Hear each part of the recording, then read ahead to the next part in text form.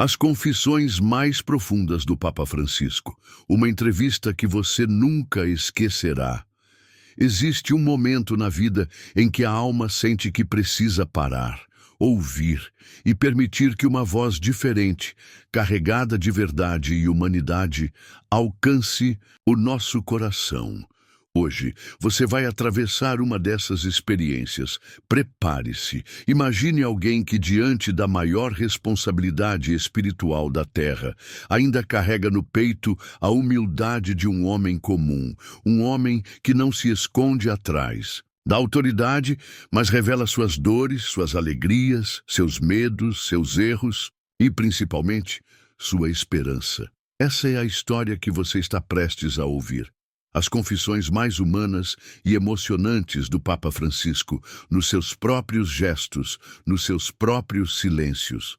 Quando perguntado sobre o dia em que foi ungido Papa, Francisco não respondeu com discursos ensaiados ou frases de efeito. Ele apenas sorriu, baixou os olhos e disse: "Quis recordar muitas vezes o que vivi ali.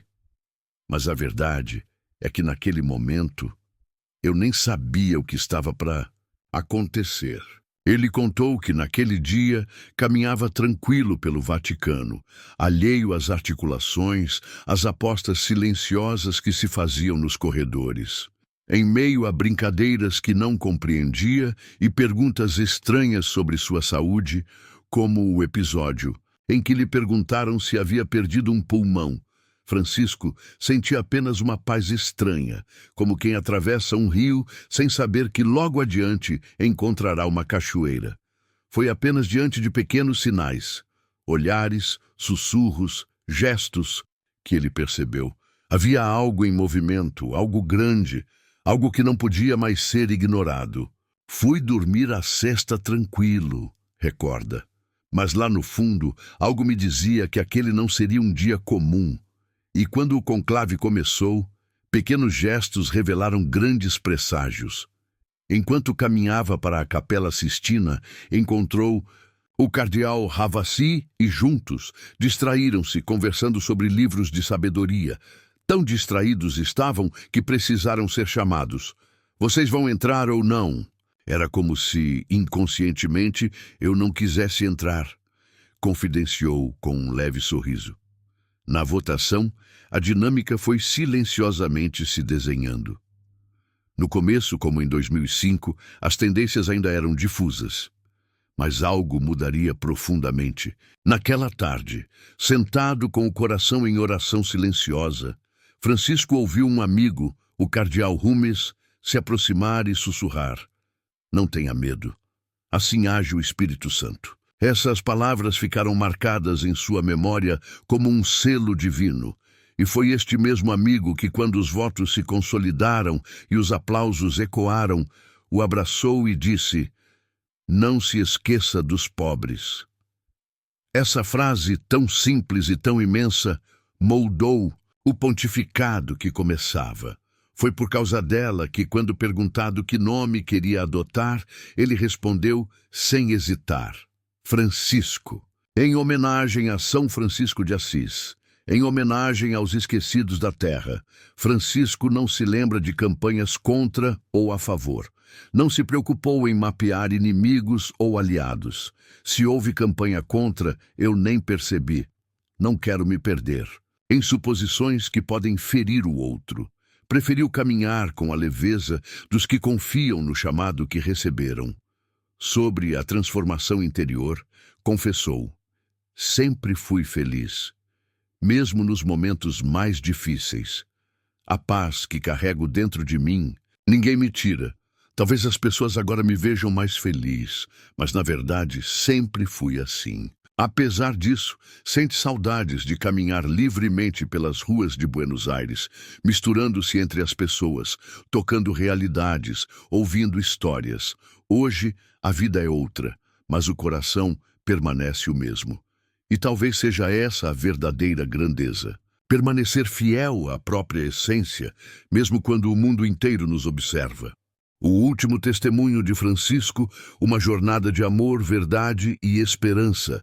Existe um mistério que só os grandes corações conhecem, o de permanecer humano, mesmo quando são chamados a carregar o peso do mundo. Hoje você vai ouvir a voz de um homem que caminhou entre nós com o coração voltado para Deus e que agora, em sua ausência física, deixa um rastro de luz que jamais se apagará. O Papa Francisco, o pastor das almas esquecidas, o amigo dos pobres, abriu seu coração como nunca antes. E este é o seu último grande testemunho. Logo nos primeiros minutos, Francisco nos leva de volta ao dia em que foi escolhido para ser Papa. Ele se lembra da simplicidade daquele momento, da ingenuidade de quem não sabia que estava sendo observado pelos olhos atentos do mundo. Eu fui para o conclave tranquilo, sem imaginar o que estava por acontecer. Até que, pouco a pouco, comecei a perceber. Havia algo maior se movendo. Sinais discretos, perguntas estranhas, brincadeiras incompreendidas. Mas foi só diante do abraço de um amigo, no momento da eleição, que Francisco entendeu a magnitude do chamado que Deus lhe fazia. Não tenha medo, não se esqueça dos pobres. Essas palavras ecoaram fundo, como uma bússola espiritual que guiaria cada passo seu dali em diante. Ao escolher o nome Francisco, ele selou sua missão, ser um reflexo de São Francisco de Assis, no coração de um mundo sedento de amor.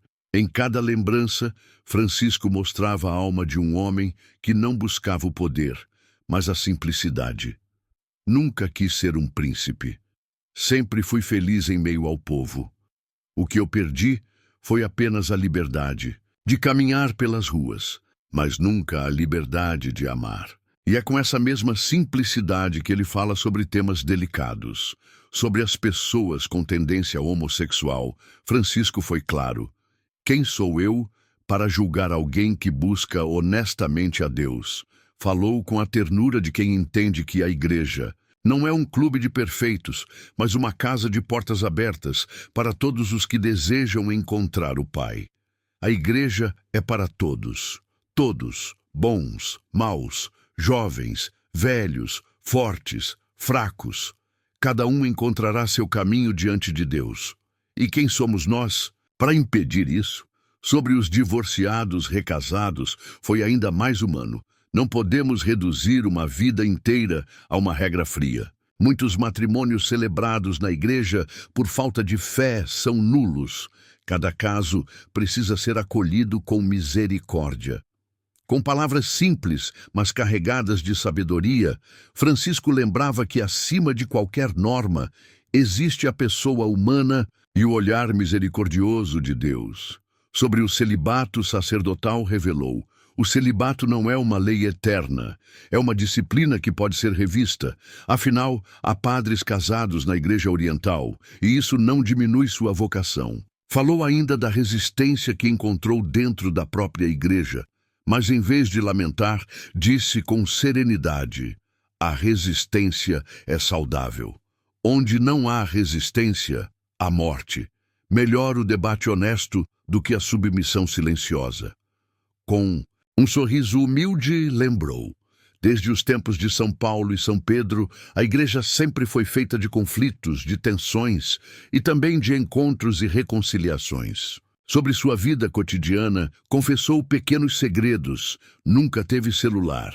Não assiste televisão desde 1990. Prefere escrever cartas à mão e entregá-las aos seus secretários. Dorme pouco, cerca de 6 horas por noite e uma pequena sesta. Sua maior saudade? Caminhar livremente entre o povo. E em meio a todas as recordações, surgiram também as lágrimas. Sim, Francisco chorava. Às vezes escondido. Às vezes publicamente, como no dia em que, falando sobre a guerra, não conseguiu conter a emoção. Chorar é um dom. É o coração que se recusa a se endurecer, dizia ele. Sobre a guerra, Francisco fez um apelo comovente. Estamos em guerra há mais de um século. A indústria das armas se alimenta da morte. Se por um ano apenas não fabricássemos armas, acabaríamos com a fome no mundo. Ele denunciava não apenas a guerra visível, mas a guerra invisível que corrói a humanidade. O ódio, a indiferença, a ganância. Quando falava sobre América Latina, seu coração se apertava. Sobre Venezuela, disse: vejo esperança. As circunstâncias históricas obrigarão ao diálogo. Sobre Nicarágua, sua voz se entristecia. O que acontece ali é um desequilíbrio. Não é apenas política, é violência contra a dignidade humana.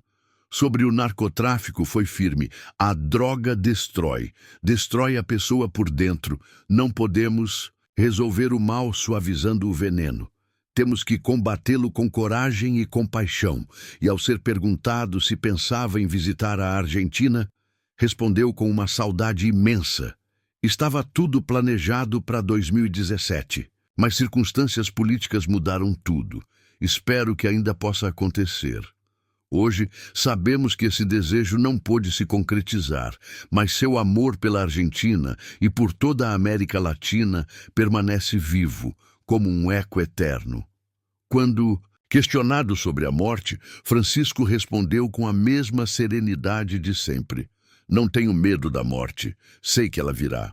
Só peço a Deus que me permita vê-la chegando para poder entregá-la conscientemente nas suas mãos. E ao imaginar o que acontece após a morte, seus olhos se iluminaram. Vejo uma grande luz, uma alegria imensa, um abraço eterno com Deus.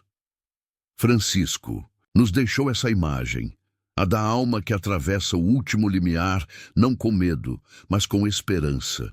A esperança de quem viveu, sofreu, amou e agora retorna para a casa do Pai.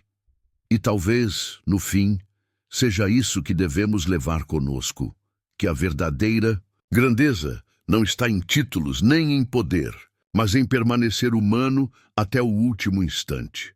Francisco partiu, mas seu testemunho ecoará enquanto houver um coração capaz de se comover, enquanto houver alguém disposto a acreditar que a misericórdia é mais forte que o ódio, que a paz é possível e que o amor é o único caminho que realmente vale a pena ser seguido.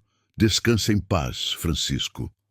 O mundo é mais bonito porque você passou por ele.